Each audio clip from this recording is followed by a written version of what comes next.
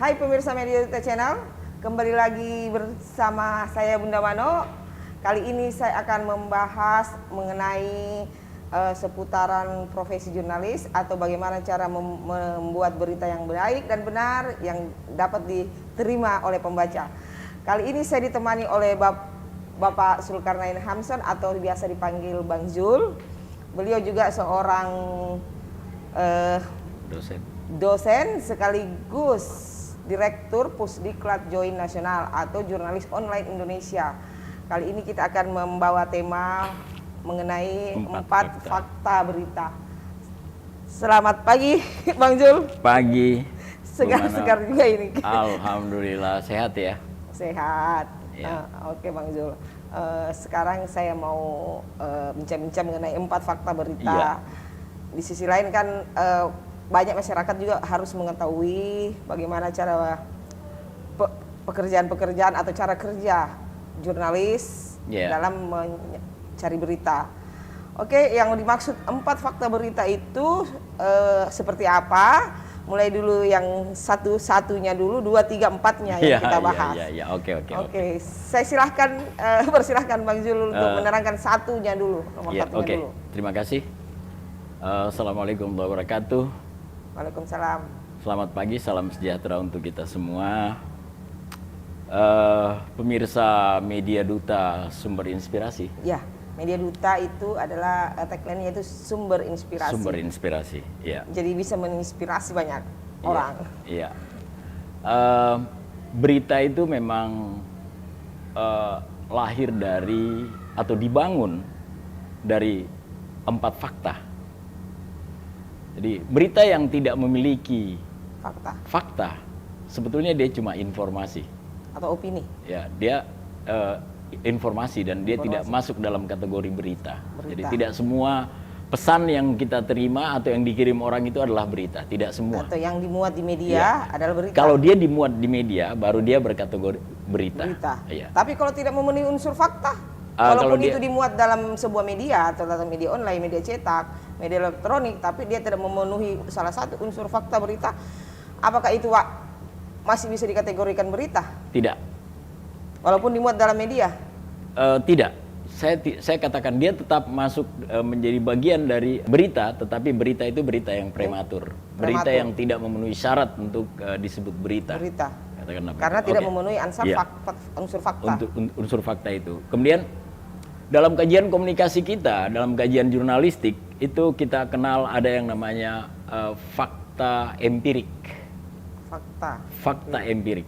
Fakta empirik itu adalah fakta yang dibangun melalui sebuah proses panjang, riset, pengamatan, percobaan, dan seterusnya. Semua temuan-temuan dari perguruan tinggi, temuan-temuan dari penelitian, temuan-temuan dari survei, itulah yang disebut dengan fakta empirik. Jadi fakta empirik itu fakta yang betul-betul ditemukan atau didapatkan dari sebuah rangkaian proses penelitian. Dan terbukti. Ya, terbukti. Ada bukti-buktinya gitu. Prosesnya logis, mendalam, dan seterusnya. Nah, wartawan boleh membangun sebuah beritanya, menuliskan sebuah beritanya menggunakan fakta ini. Saya beri contoh, misalnya seorang wartawan menulis tentang pandemi COVID-19. Dari mana dia mendapatkan data itu? Data itu bisa dia ambil dari Badan Kesehatan Internasional, dia bisa ambil dari pusat-pusat kajian virus di universitas, laboratorium praktek ilmu kedokteran, ya katakanlah begitu. Itulah yang disebut dengan fakta empirik. Bukan, jadi kalau kan ada juga sekarang banyak penulisan berita, tapi dia masalah COVID itu penanganannya COVID saja itu dari tim gugus, itu beda lagi. Oh itu beda lagi, kita kenali dengan baik dulu ini fakta empiriknya nih. Jadi seorang dokter yang melakukan penelitian atau tim-tim riset di perguruan tinggi yang melakukan penelitian itu biasanya dia jurnalkan hasil penelitiannya, dikirim ke jurnal ilmiah untuk dibaca orang. Dari sana orang bisa belajar tentang bagaimana menangani sebuah persoalan kesehatan atau virus. wartawan kalau mau menulis berita dan menggunakan fakta empirik, dia mesti merujuk ke situ. Harus melakukan penelitian dulu. Ya, dia tidak perlu melakukan penelitian, dia sisa mengambil data penelitian itu untuk melengkapi beritanya. Maka ketika wartawan itu nanti ketika kita berbicara tentang dimensi berita, ya nanti satu ketika kita harus membahas dimensi berita ya. Ini kita masih membahas tentang 4 fakta.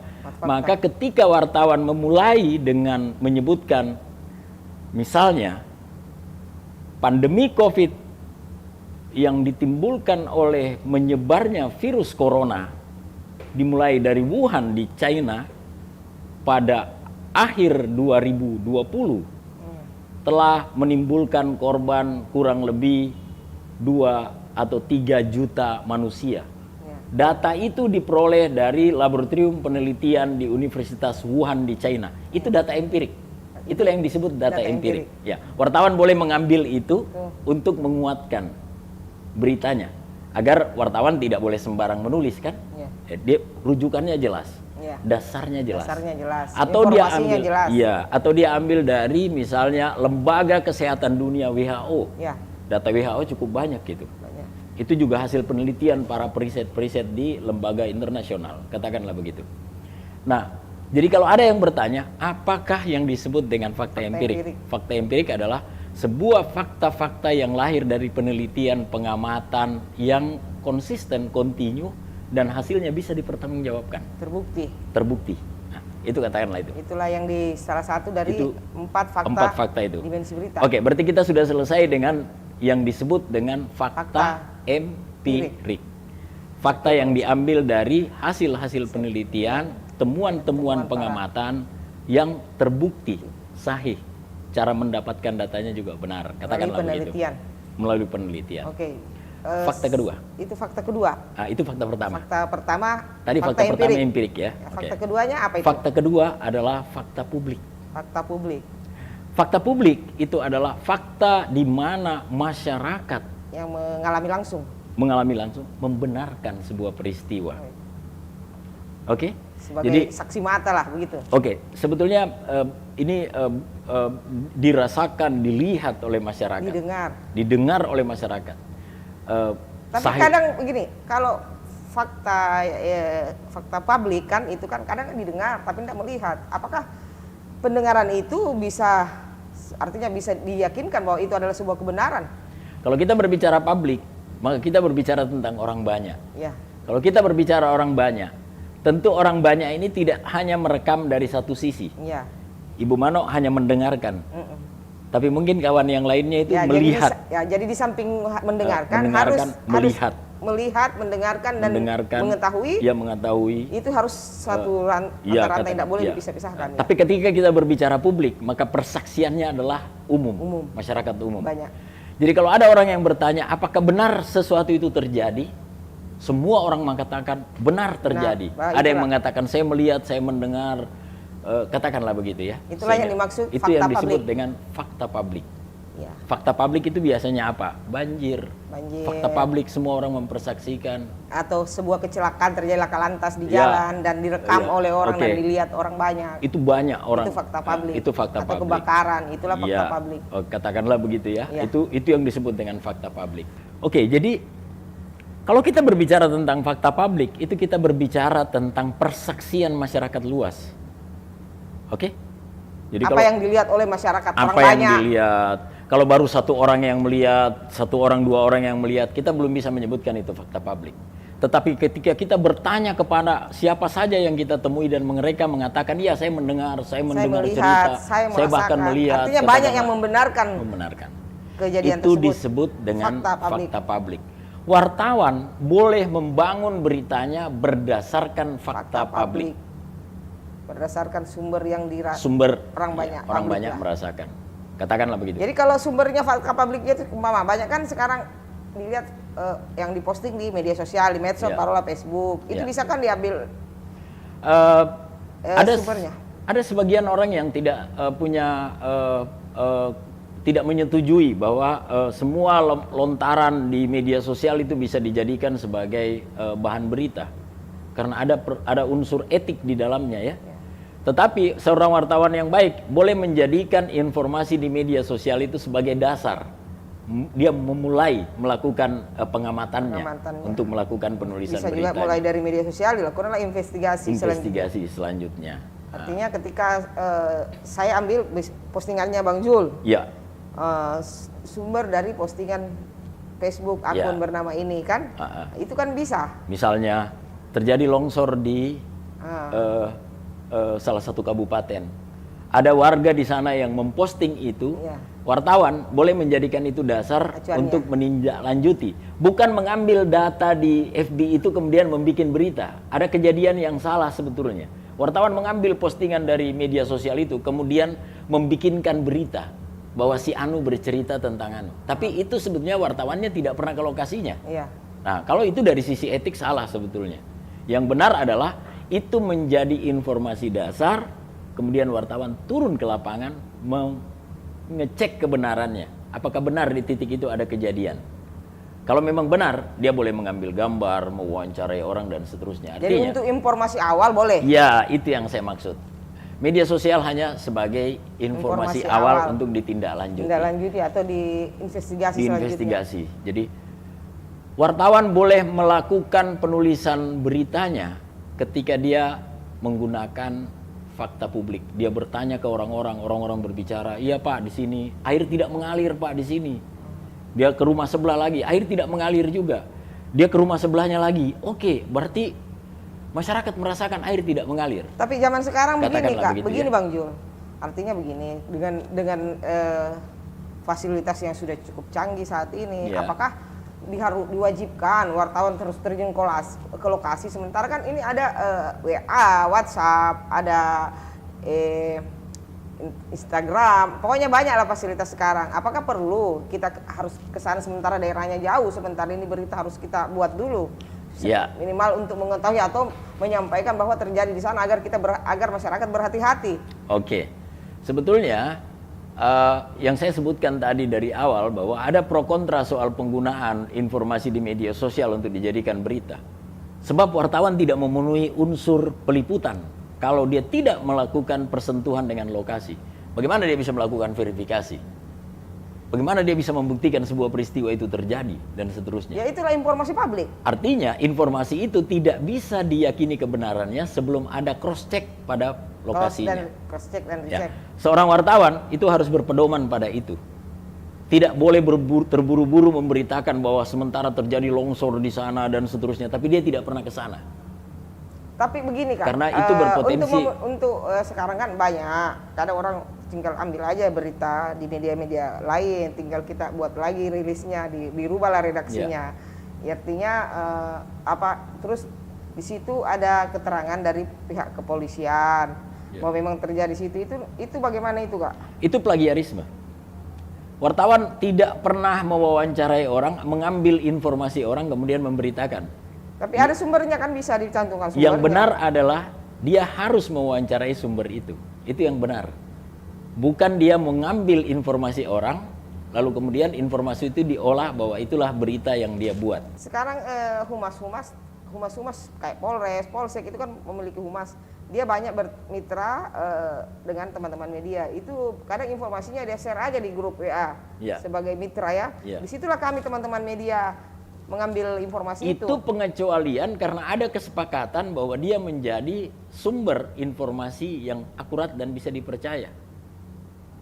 Kita sudah ada kesepakatan kan, bahwa saya menjadi reporter bagi Anda, sekalipun saya tidak terdaftar. Iya, artinya begini, taruhlah Polres memiliki humas, humasnya itu yang mengolah informasi itu untuk dilempar ke publik, kepada rekan-rekan media untuk dijadikan sebuah berita. Itu kita bahas rilis.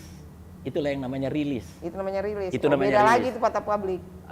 Artinya fakta publik substansinya, bentuknya lahir dalam bentuk rilis. Artinya bisa dipertanggungjawabkan karena yang melaporkan berarti itu si A itu dan tidak seterusnya. termasuk dalam fakta publik. Itu tidak masuk. Itu termasuk katakanlah informasi yang diambil dari fakta publik yang dikirim oleh petugas tertentu. Iya. Siapa yang disepakati menjadi bagian dari perpanjangan informasi itu. Humas, Pemda, Pemkot. Kan tidak ada bedanya reporter. Ya. Reporter itu hanya disuruh mencari data-data, kemudian wartawan mengolahnya. wartawan senior mengolahnya. Redaksi lah. Ya, nanti wartawan senior itu mengirim ke redaktur. Redaktur yang akan mempertimbangkan apakah berita ini layak dimuat atau tidak. Jadi tingkatannya itu reporter naik ke wartawan, wartawan ke redaktur, redaktur baru kemudian itu boleh diberitakan. Dalam kajian komunikasi ini yang disebut dengan gatekeeping, penjaga gawang terakhir. Dibawa pemimpin redaksi dan wakil pemimpin redaksi, ada redaktur pelaksana. Ya, redakturlah yang mengolah. Artinya bahan-bahan mentah, redakturlah yang mengolah. Pemimpin redaksi yang bertanggung jawab semua pemberitaan yang ada di media tersebut. Betul. Tapi tidak mustahil seorang redaktur harus melakukan cross check pada kebenaran informasi itu. Takutnya kalau saya muat, sebenarnya itu salah. Terkecuali saya percaya Anda.